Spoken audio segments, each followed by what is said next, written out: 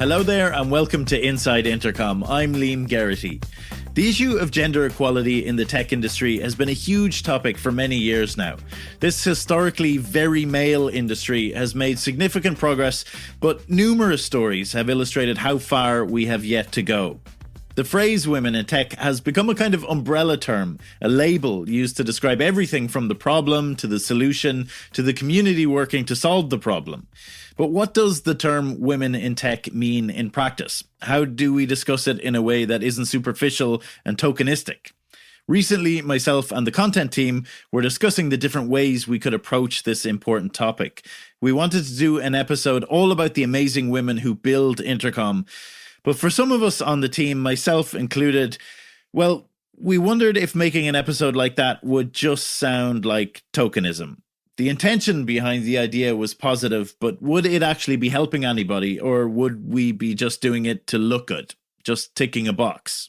So here I want to bring in one of my colleagues who was in that discussion, Niamh O'Connor. Niamh is brand editor here at Intercom. Niamh, welcome to the show. Thanks for having me, Liam. It's great to be here.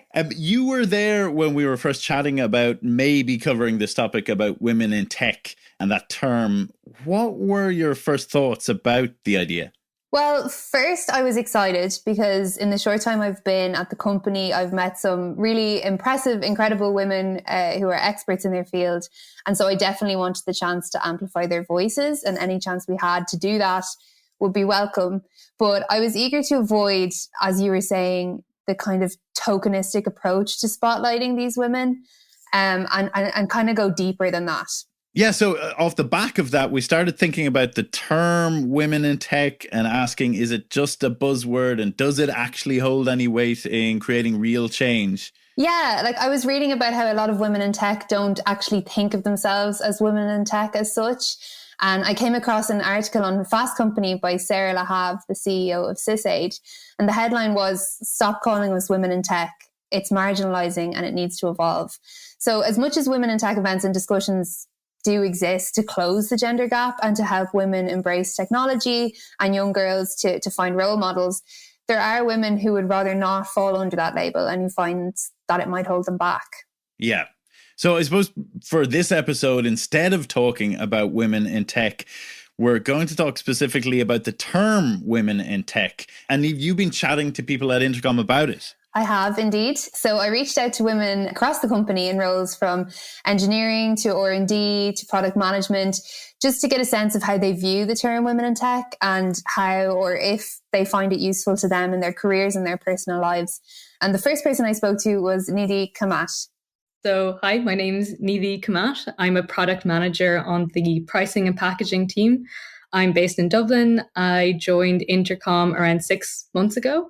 And prior to that, I did a computer science degree at UCD. Nadine has kind of mixed feelings about the term women in tech. On the one hand, she says it's very helpful and relevant, that it lets women and young girls know that there is a place for them in tech, which is so important, and that they're not alone. But on the flip side, ever since she joined the workforce, Nadine's found it slightly problematic for her. It can make you feel like sometimes that you didn't earn something and, you only got to where you are because you are a, quote, woman in tech. And you're almost let in to the field or the industry or the job, not because of your skills or the value you bring, but because of that label. So I know a lot of times that you feel that you got a seat at the table to fill a quota, tick a diversity box, or for the perception of the company itself to look good. I do think that this negative impact of the term almost feeds into a lot of women's imposter syndrome.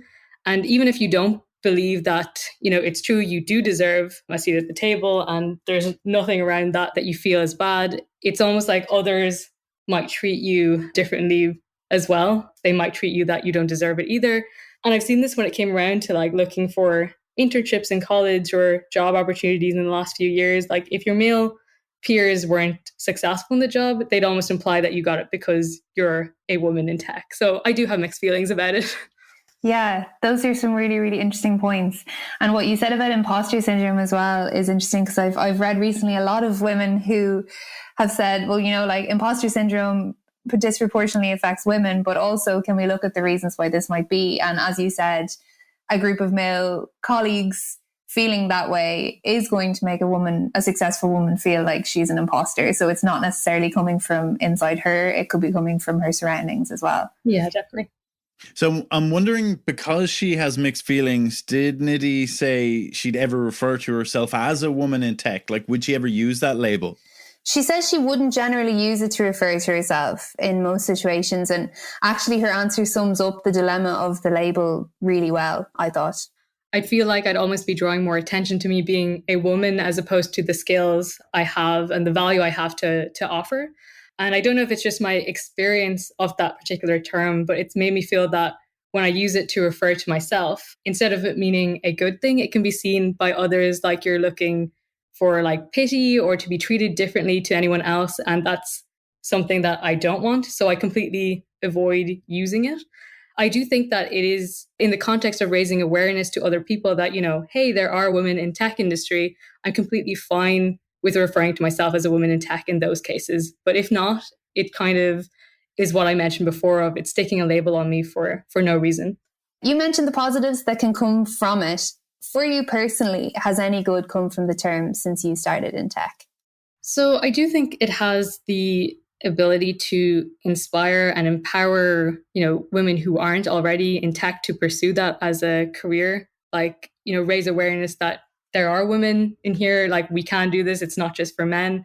I like that it draws attention and raises awareness to the fact there aren't currently a lot of women in tech and the motivation behind it that we need more and come join us.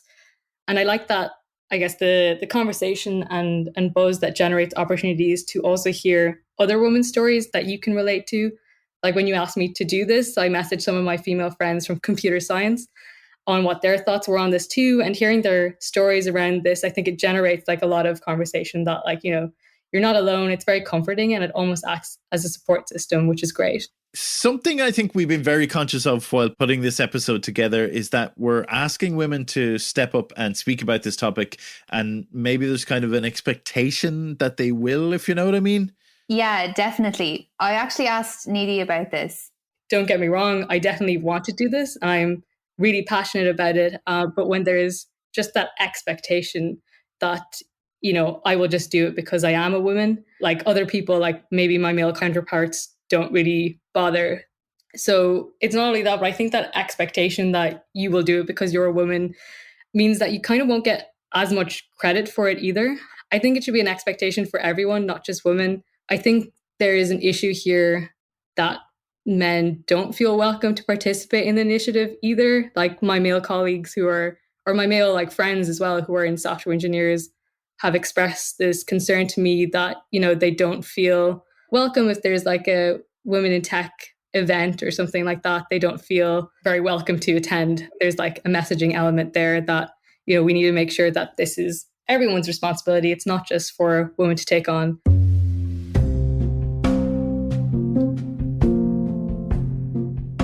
So the next person you spoke to was Lily Bouvier. Yes, my name is Lily and I'm a woman in engineering. Yeah, so Lily is a product engineer here. Lily says the term women in tech is really useful to her, and she talked a lot about the benefit of community. In my narrow experience, like for one thing, it just provides a sounding board. You know, sometimes you might experience something at work and you're not sure, like, was that like something kind of sexist? Was that just something like normal? You know? Was it just people being people? And it provides like a safe space for you to talk over things and kind of come to a shared understanding with people who've had similar experiences about like what is and isn't okay, and then how you actually, you know, take action if you do need to take action. She mentioned that just having other women as a sounding board can be really useful, and that women in tech groups can really facilitate that quite well. For example, Lily's a member of the Intercom employee resource group, Interwomen, a fantastic group here in the company that organises events and just includes everyone in the company in discussions that are relevant and important to women in the tech industry. She also finds it useful to be part of a Slack channel for women in tech outside of the company. Like if I kind of want to get perspectives outside of just Intercom, that's a really interesting place to go and just, you know, hear what it's like being a woman in tech in other companies, to hear other people's experiences in companies of different sizes and different stages, you know, all that kind of stuff. And just to get like different people, like they're all different ages, you know, you get a really interesting like breadth of experiences and perspectives there. One of the things Lily said that I thought was really interesting was that she believes the label women in tech doesn't cause feelings of inferiority. And as an underrepresented group, those feelings are unfortunately often there regardless, and that a specific term can actually give collective power to the group. Like, I actually, when I was looking at tech jobs, was worried about getting hired specifically because I was a woman and not because I had like the skills needed. I now realize that that was like a pretty silly worry. Like, it's not in any company's best interest to like pay you a salary to be bad at your job, regardless of, you know, what kind of diversity you might bring to the table. So there are like those kinds of dangers where women might feel that they are being treated a certain way or given opportunities just because they are women. But I think that those dangers are there whether or not you have the concept of women in tech and talk about women in tech as an entity. And we can't really I don't think you can fight for equality for a group of people unless you have a name for them, unless you have a way to talk about them. And women in tech is, you know, the obvious, easy umbrella term for talking about gender equality in tech.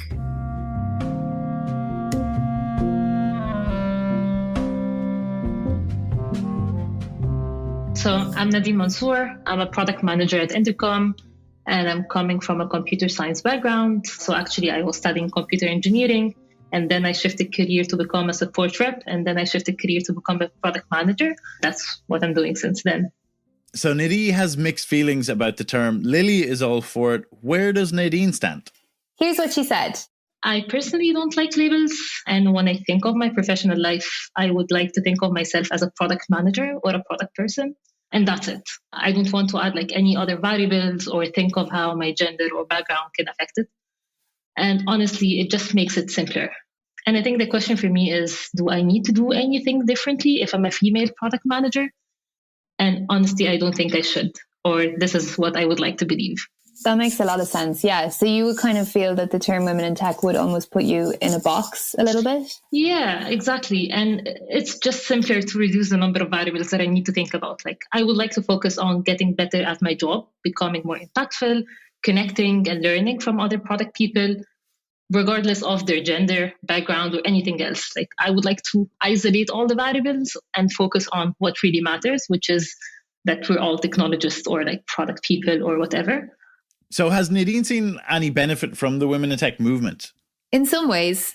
Initially, it played like a very important role. And like, as I was saying in the beginning, in promoting the idea of female working in the tech industry, that this is an option.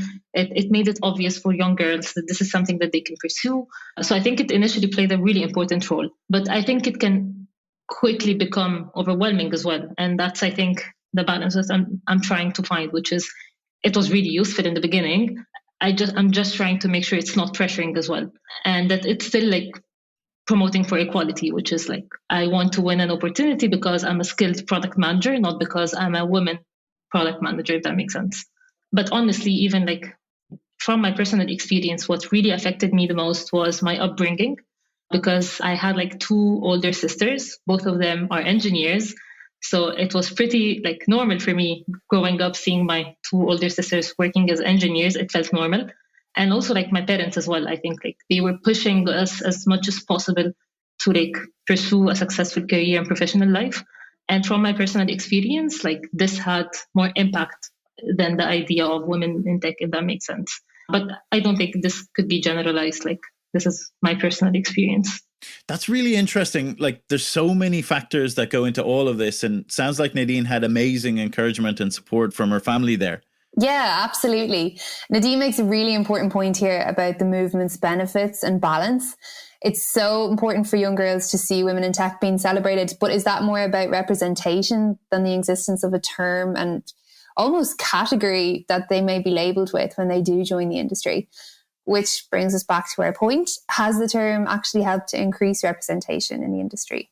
Yeah, and I suppose that's why we had so much debate before this episode about what it should be, because doing this kind of stock episode about women in tech seemed almost disingenuous when there are all these different facets. I know you were talking to Lou, one of our research and development managers, about this as well. Yeah, Lou Borco. So Lou works very closely with our R&D leaders. Lou is also one of the leaders of the ERG group you mentioned, Interwomen. And Lou had a great point about the movement.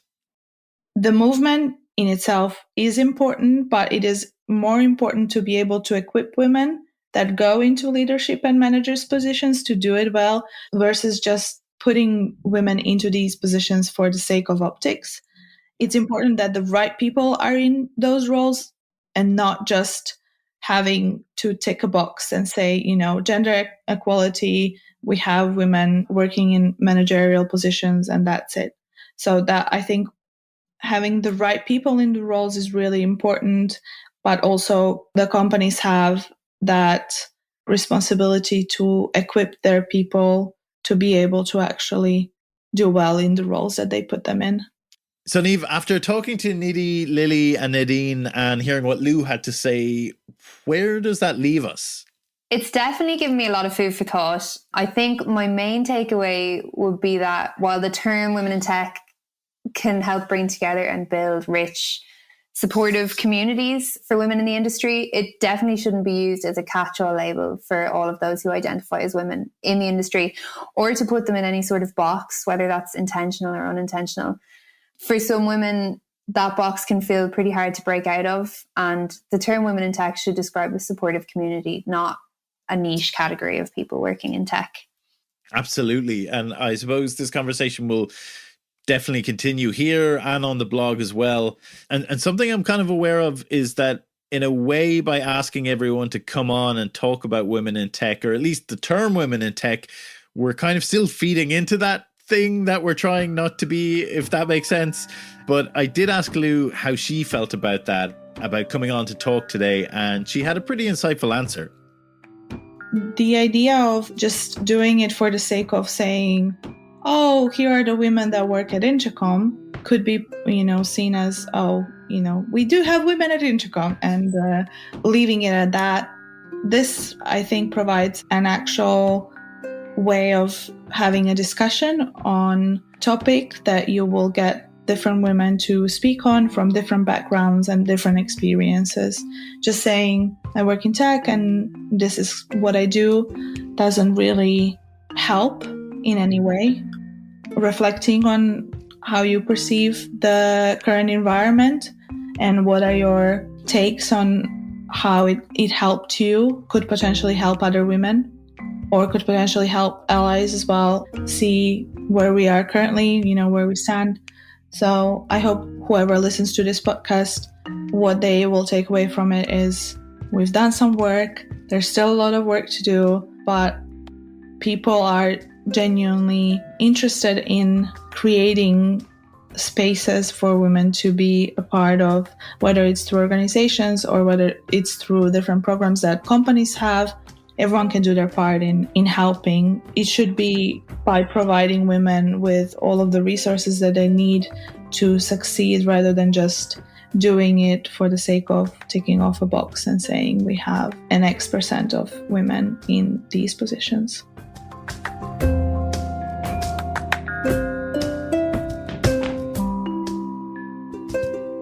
Niamh, thank you so much for joining us today. It's been fascinating speaking to all the guests, and to you, of course. Thanks so much for having me. And we'd love to hear your thoughts on the term women in tech, so do reach out. Our email is podcast@intercom.io or on social @intercom on Twitter. That's it for today. We'll be back next week with another episode of Inside Intercom.